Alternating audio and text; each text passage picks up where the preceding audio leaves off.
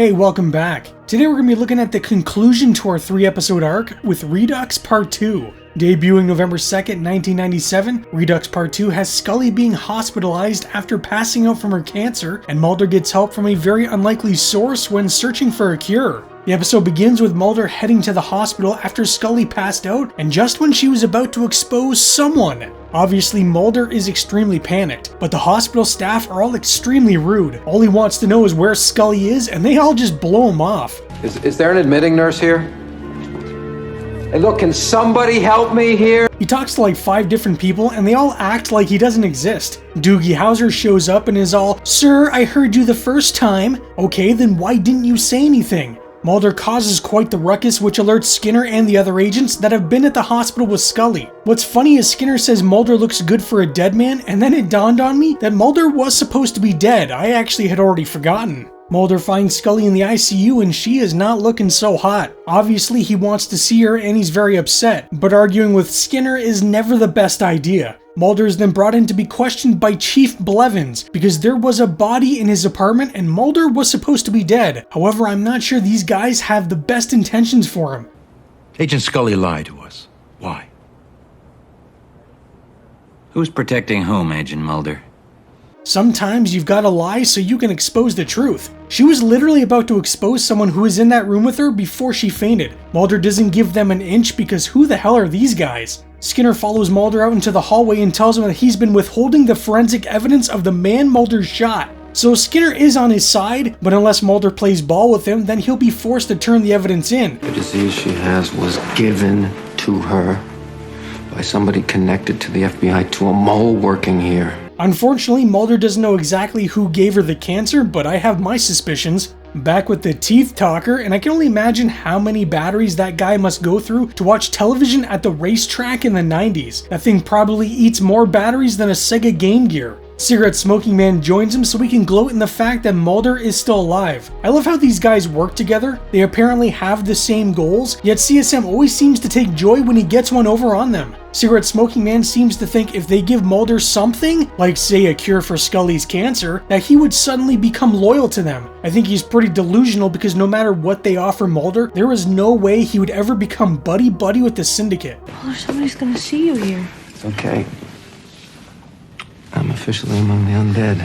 Hey, Scully's looking a little better than the last time we saw her. Mulder is all gung-ho on going in front of the committee and exposing what they've been doing. The conspiracy, the lies, all of it. But Scully thinks the man on the inside that has been part of it all from the very beginning is Skinner. If that were true, would he not have already revealed the forensics evidence which showed Mulder was not the dead man found in his apartment? Instead of Mulder testifying and giving the truth, Scully wants him to tell them that she did it, that she was the one that shot the man. I guess she figures if she's about to die, she might as well take the fall for this. In the meantime, Scully's family arrives so they can check up on her, and so Mulder and Bill can finally meet. I'm sure these two will become the best of friends. Let's leave the work away from here, okay? Let her die with dignity. I mean, that wasn't so bad. Not everyone makes a great first impression.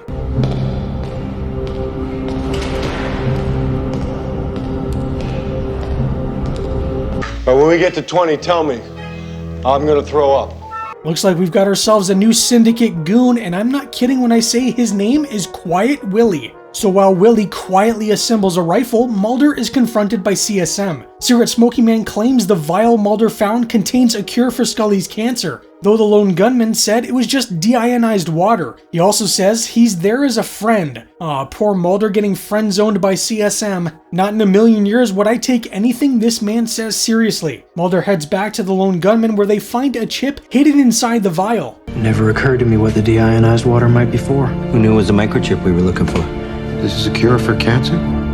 They damn well better hope so because she doesn't exactly have much time left. While they're having fun with that, Michael Krichgau is called before the committee so he can provide info on the murder of the man found in Mulder's apartment. He doesn't really tell them anything except for the fact his son just so happened to die earlier this morning, which isn't remotely suspicious. Beyond that, he doesn't say much else except he works for the Department of Defense and some lobbyist firm called Rausch, which I'm going to assume is important because Skinner writes it down. You're not a doctor? You have no place even suggesting this science fiction. It's not science fiction. He's never heard of it! Back at the hospital, things are starting to get heated because Mulder offers the idea of putting the implant into Scully. Now, Bill is pissed off and the doctor has never heard of such a treatment, but what harm could it really do? You can still use the other treatments while this thing is just under her skin. I mean, I had a piece of glass in my foot for years and it never did me any harm. Geez, Willie, how long does it take to put a rifle together? Bill and Mulder are back out in the hallway together, and here's hoping their second meeting goes a little smoother than the first. You're one sorry son of a bitch. Not a lot more to say. Alright, so it doesn't go that well, and Bill pretty much places all the blame squarely on the shoulders of Mulder. Mulder never forced Scully into doing any of this, so I'm not sure how it's his fault. Actually, if you've been following along, Bill, it appears as though she was placed with Mulder on purpose from the very beginning, so all of this could happen. After getting chewed out by Bill, Mulder then gets a call from the last person I'm sure he'd ever want to talk to. Mulder obviously doesn't exactly trust cigarette smoking man, but for some reason CSM really wants his loyalty, so he's arranged a meeting for Mulder with someone very special. You know him or something? I think that's my sister.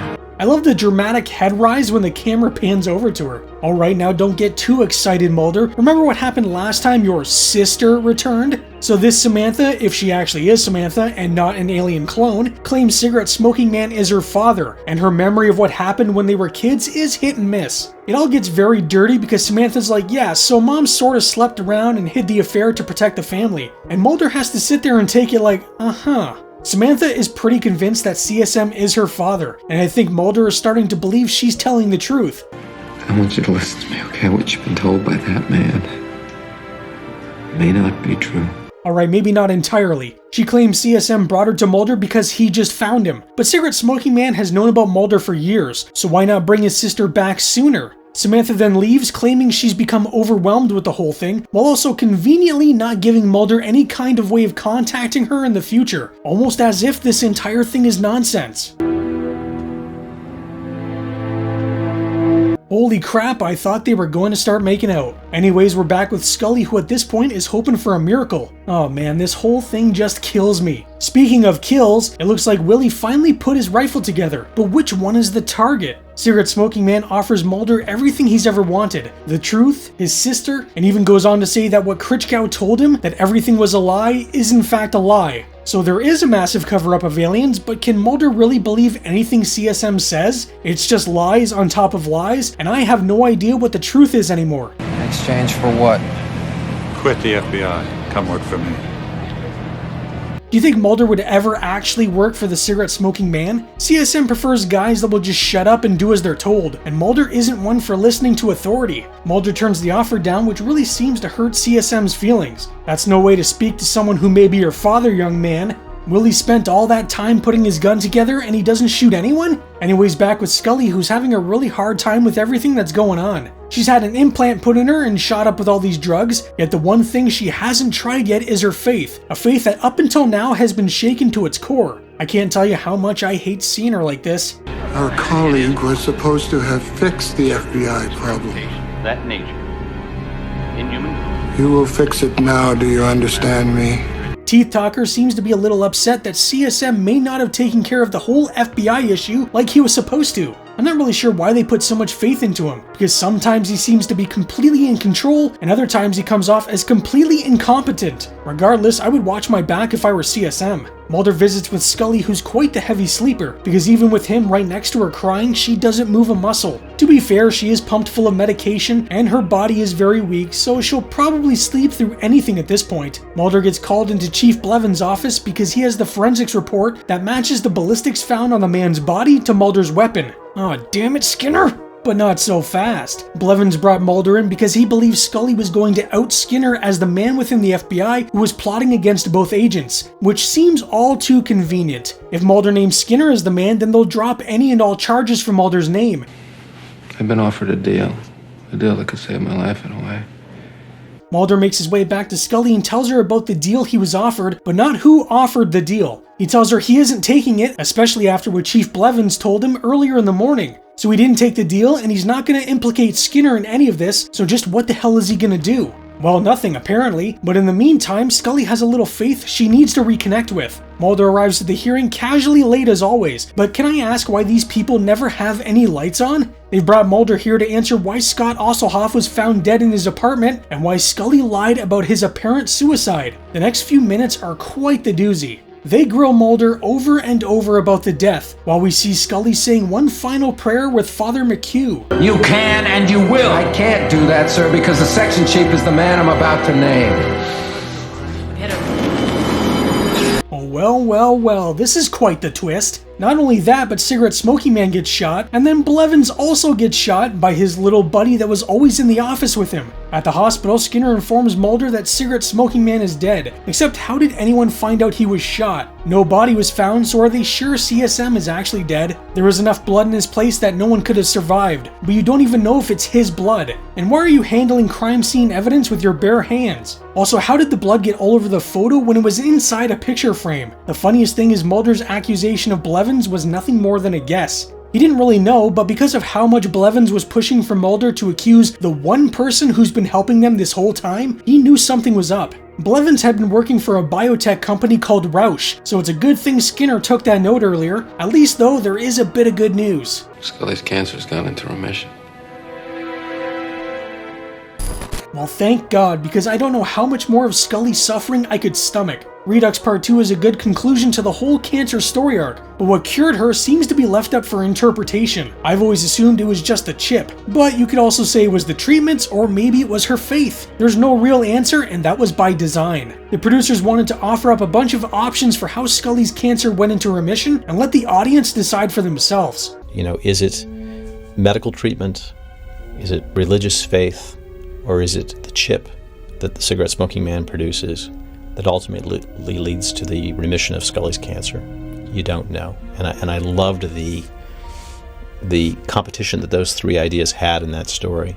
Something that always confused me was how long it took the cancer to affect Scully when compared to the other abducted women. If we go back to the beginning of Season 3, Scully discovers the chip in the back of her neck, and then a few episodes later in Nisei, she meets the other abducted women that were also given a chip. However, cancer seemed to kill them a lot quicker than it was killing her. They all appeared to have been given the chip around the same time frame. However, the last remaining of the women, Penny Northern, died in memento mori when Scully was only just beginning to learn about her cancer. My only guess for this discrepancy is that Scully removed her chip at a much later date when compared to the other women, which to me would be proof that it was the chip that ended up putting her cancer into remission and nothing else. Obviously, Scully is also a main character, so she's not going down that quickly without a long drawn out fight. Another thing that always sort of bugged me was using Chief Blevins as the character behind the whole thing. We hadn't seen him since the episode Conduit all the way back in Season 1, and his inclusion feels like a safe way of Mulder exposing someone within the FBI without it being a character that's been a part of the show for years. If you make it Skinner, then you lose the only person in the FBI who's on their side. So let's instead just take a character no one remembers, throw in a little flashback so people can go, oh hey, it's him, and then reveal him to be the one who was messing with Mulder and Scully. I'm not saying it was a bad choice, but it kind of makes the reveal a little more obvious when it turns out to be a character who we haven't seen for years and who just suddenly starts showing up again. The entire 3-episode story arc was written by Chris Carter, and it feels very Chris Carter. The whole thing was written as a means of tying up loose ends from the previous seasons, although I think it just opens up more honestly, and toying with the idea that the entire alien abduction conspiracy was nothing more than a hoax to cover up real conspiracies perpetrated by the government. This, along with Mulder's loss in faith in his mission, would only be temporary, as even the producers knew the audience wouldn't buy that Mulder would just give up on everything that he had been fighting for, and that the Cigarette Smoking Man kind of won. Something interesting I discovered is after the episode aired, fans went to the internet and searched Rausch.com in hopes of finding any kind of information on this mystery organization. Instead, they were greeted to the homepage of Pillsbury. After a few days of fans flooding the page, Pillsbury updated it with a new X-Files style font that read Believe the Pie, a play on Believe the Lie, which replaced The Truth Is Out There for the episode Gethsemane. Unfortunately, I couldn't find any images of this, even the Wayback Machine yielded no help, but at least it does show that Rausch.com did go to Pillsbury in the late 90s. Class dismissed! Redux Part 2 currently sits at 9 on IMDb. While I do like this one, I think 9 is a bit high, and I'd probably go with an 8. Up next, we have another one of my personal favorites as we get the origin story for the lone gunman in the episode Unusual Suspects. But what do you think of Redux Part 2 and the 3-episode story arc as a whole? Let me know down in the comments. Anyways, that's all for today. I hope 2025 has been treating you well so far, and stay spooky. It took 100 episodes to get here. Where is she? And you won't believe what you're about to hear. What happened to her? She's dying. Now, the one thing Agent Scully needs to survive comes with a high price. Quit the FBI. Come work for me. The X-Files 100th episode. Sunday at 9, 8 Central on Fox.